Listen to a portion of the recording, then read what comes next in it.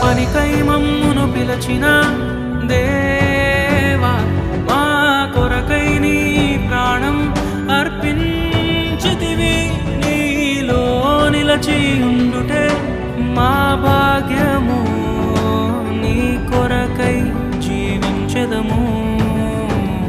సేవకులారా, సువార్తికులారా, యేసయ్య కోరుకున్న శ్రామికులారా, సేవకులారా, సువార్తికులారా, మీ మాదిరికై వందనము.